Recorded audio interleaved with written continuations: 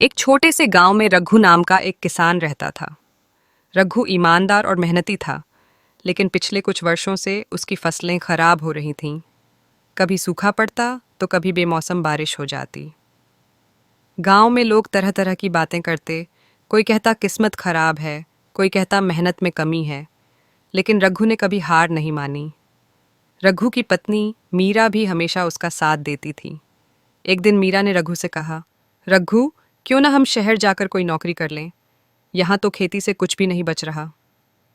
लेकिन रघु बोला, मीरा, जब तक मैं खुद से हार नहीं मानता तब तक ईश्वर भी मेरा साथ नहीं छोड़ेगा।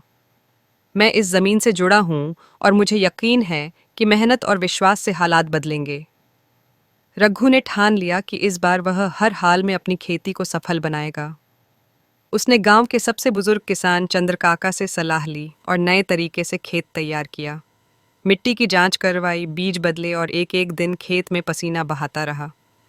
गांव वाले देखते और कहते, पता नहीं रघु इतनी मेहनत क्यों कर रहा है। जब ईश्वर ही रूठा हो तो कुछ नहीं हो सकता। लेकिन रघु का भरोसा अटूट था।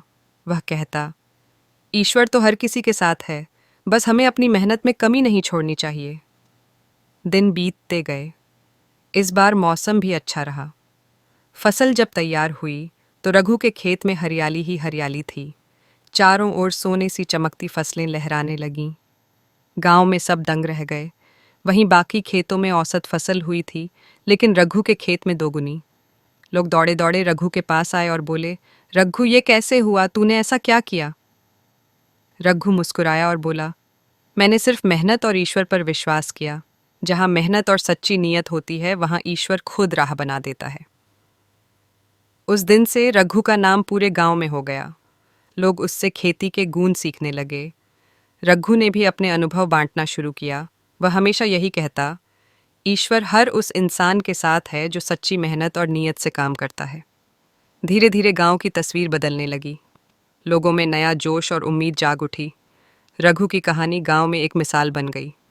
अंतिम संदेश, इस दुनिया में मेहनत और विश्वास से बड़ा कोई जादू नहीं।